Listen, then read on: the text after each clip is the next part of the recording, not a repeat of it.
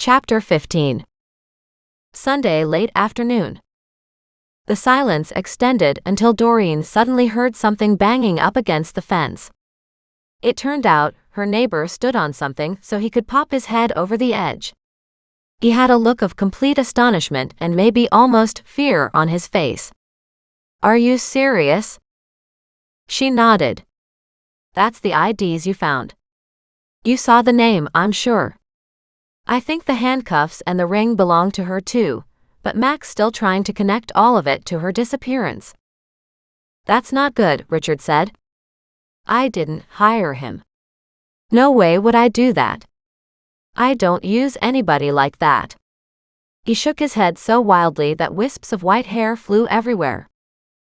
Doreen smiled at him. "Finding the items doesn't mean you did. How long have you lived there?" "About 11 years. Then he stopped, looked up at the sky and said, "Make that 12. You might have been here when all that happened, but we think somebody stole Manny's purse from an evidence box that was being cleaned out at the police station. How it ended up in your garden, I don't know. Likely kids, but I doubt we'll ever find out for sure." Relief crossed his face and he bobbed his head. Doreen watched in fascination as the same wisps of hair now changed direction and flew up and down. Yes, he said. "That must be what happened." She felt sorry for him. "I don't think anybody really thinks you hired Manny for his services." "They better not," he growled. He looked toward the road and said, "Are they gone?" She nodded. "Yes, they're gone. They didn't stay much longer than you did." "Good. It's a darn shame when I can't even go outside my own house." "It's not your house they're photographing," she said dryly. "It's mine." "Well, if you wouldn't be such a media hound." "I'm hardly that," Doreen cried out in outrage. "It's not my fault I managed to solve a few cold cases." "If it isn't yours, who else's is it?" he snapped. "Hey, I'm not seeking the publicity but some answers for these poor families," Doreen stated. Then his gaze caught sight of her backyard, and his eyebrows shot up. "Wow, you've done a lot here." "I'm trying," she said grudgingly. "The garden alongside your fence is done, but I haven't done the other side yet. I just managed to find a few hoses to get some water to the garden. I don't have enough though. I need to buy more." "Nan had lots of hoses," he said. "Maybe, but I could only find 2. "Keep looking," he advised. "I think she had enough to go all the way to the creek on both sides." Doreen jumped to her feet.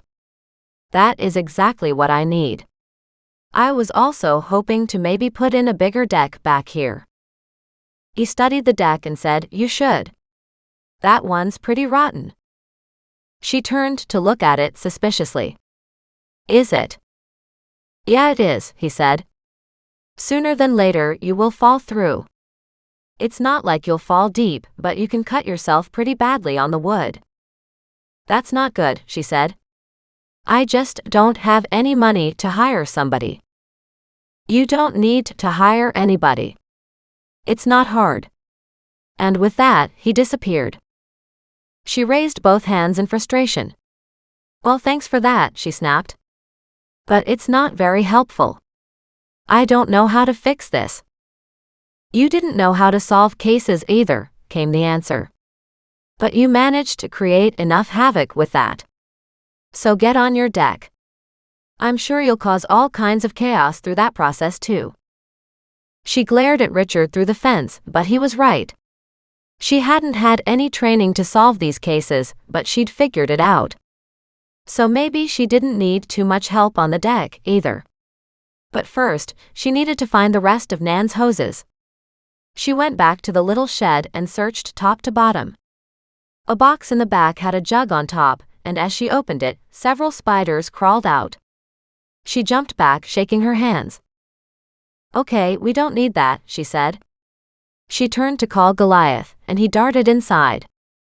"How do you feel about spider chasing?" she asked. Worse than she expected, he just looked at her and lay down in the middle of the cobwebs. She groaned.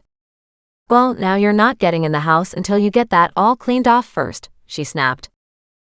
Thaddeus, who'd been on the veranda railing asleep, hopped to the ground, came over, and then hopped up onto the box. His head bobbed into the box, and he came back up with a squirming black 8-legged thing in his mouth. Then he hopped down and Goliath chased him. Thaddeus dropped the spider with a squawk and took off. This had Goliath looking gleeful and arrogant at the same time. Arrogant, in the way a cat would play with its prey. He swiped at the spider left and right, then made more swipes. When the game then looked dull and boring, he stepped on the spider. A soft crunch made chills go up and down Doreen's back. But maybe it was safe to check out the box now. She dragged the box outside and carefully, with gloved hands, appended it. It was full of hoses. There was one hose with a hand watering wand. Also, several soaker hoses were coiled up. She quickly washed off all the coiled hoses. She'd found 6 soaker hoses in all, so she spread out 3 to use on the right side and added 1 to the other 2 along the left side.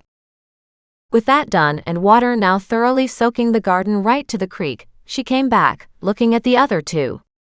Might be enough to do the front yard, she said with a frown.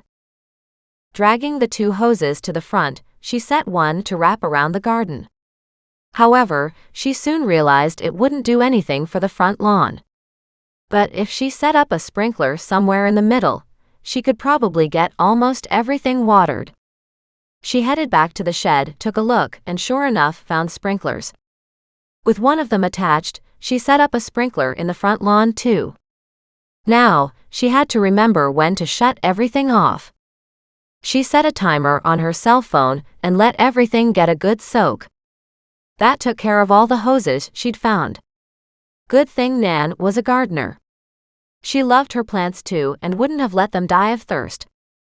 With that all done, Doreen put everything else back in the shed, leaving the empty cardboard box outside for the spiders to do their thing and to hopefully disappear. Then she closed up the shed. Back in the kitchen, she put on coffee while she admired her backyard. That brought her back around to Richard's comments about how everybody knew Jenny, and how Jenny was really big in the church. So big in the church, she hadn't wanted anything to do with her daughter. But then, not everybody was okay with their children's choices. And apparently, her neighbor did understand what Manny had done for a living. She wondered if she could talk to him again. Just then, her timing for the sprinklers went off. She headed out into her backyard, shut off the water, and called out, "Are you still outside?" "Yes," he growled.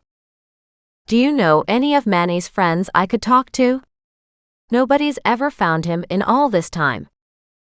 "Maybe he headed back east," he said. "Maybe, but he would have had some friends here still." "Peter," he said. "Peter Callahan." "And how do you know he's a friend?" "Because his father, Jeremiah Callahan, is a friend of mine. Peter was also a heavy drug addict, ended up working the streets, and never could get out of it." "Is Peter alive?" "Sure," he said, "but he's probably still doing the same old thing. He's got to be close to 40 by now. Probably somewhere around there. Maybe closer to 50. Maybe he's moved on to be a pimp, or maybe he's just homeless and sitting on a street corner looking for his next fix." "Okay. I'll see if I can find him." There was a shocked silence on the other side of the fence, and then, all of a sudden, her neighbor's head popped over the top of the privacy fence again. "You don't mean that, do you?" he asked. She nodded. "How else will I find out what happened to Manny?" she said reasonably. He thought about it for a moment and said, "I'm sure Peter can tell you about a bunch of other friends. I want to know who she might have been with that night. The cops should know about it."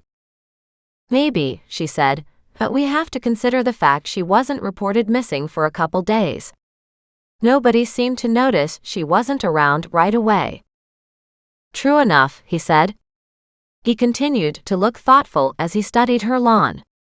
"You do good work," he said grudgingly. "Maybe you can find Manny after all." "I hope so," she said gently. Everybody deserves justice, even somebody who had a troubled life like Manny did. And with that, her neighbor disappeared on the other side once more. But she felt better knowing Richard understood where she was coming from.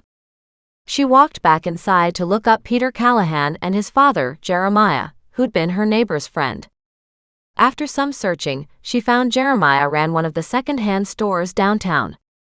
He had to be already in his late 60s, if not older, but this was like a charity second-hand store. Raising money for the homeless shelter, it said on the website.